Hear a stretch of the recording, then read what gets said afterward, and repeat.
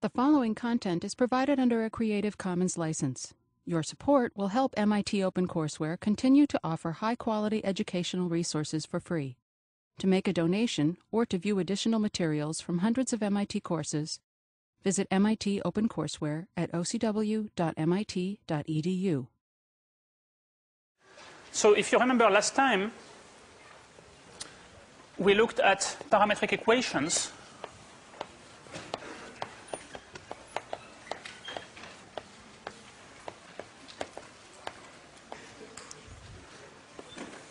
as a way of describing the motion of a point that moves in the plane or in space as a function of time or your favorite parameter that will tell you how far the motion has progressed. And I think we did in detail the example of the cycloid, which is the curve traced by a point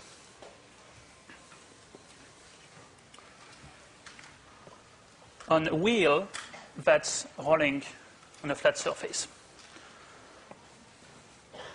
So we had this example where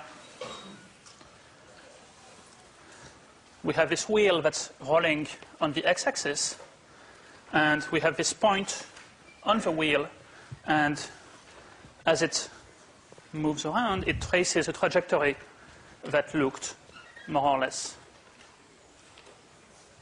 like this. Okay, so I'm trying a new color. Is this visible from the back? Good. So no more blue.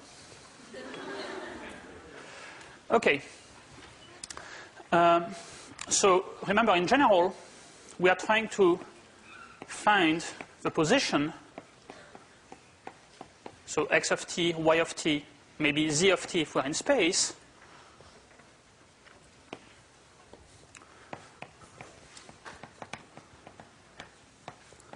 Of a moving point along a trajectory. And one way to think about this is in terms of the position vector.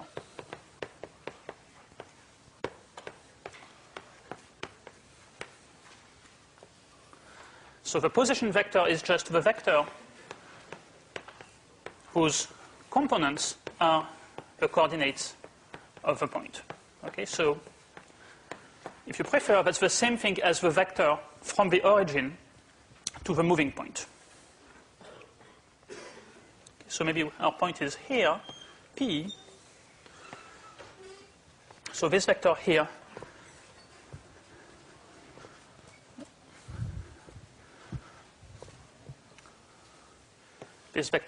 is vector OP, and that's also the position vector R of t.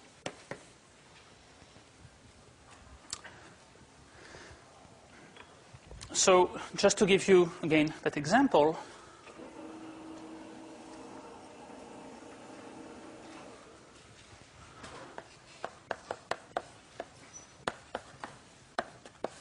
if I take the cycloid for a wheel of radius 1, and let's say that we are going at unit speed, so that the angle that we used as a parameter last time is the same thing as time. Okay, so then the position vector, in this case, we found to be, just to make sure that I have it right, t minus sine t and cosine t. No, 1 minus cosine t. Okay, same. That's a formula that you should have in your notes from last time, except we had theta instead of t because we were using the angle, but now I'm saying we're moving at unit speed, so time and angle are the same thing.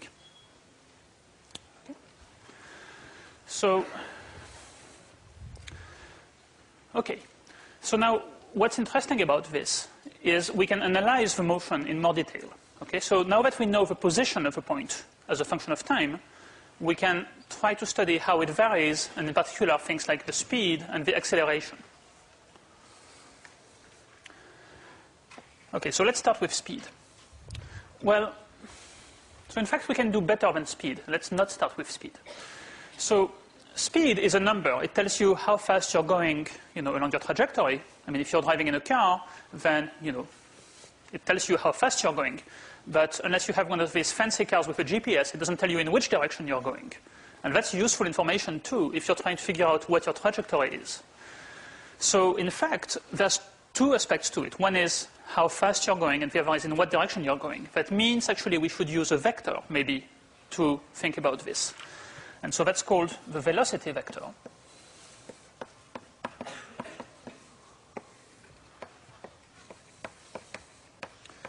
And the way we can get it, so it's called usually v.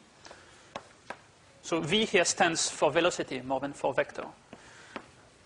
And you just get it by taking the derivative of a position vector with respect to time.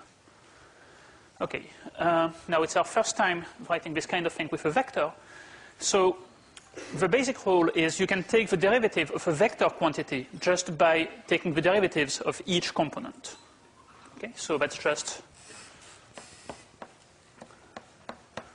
dx dt, dy dt, and if you have a z component, dz dt.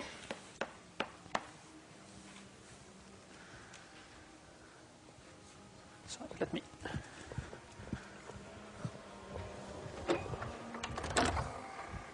Okay.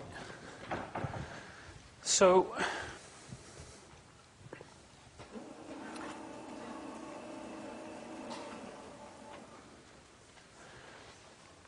Okay, so let's see what it is for the cycloid. So in the example of a cycloid,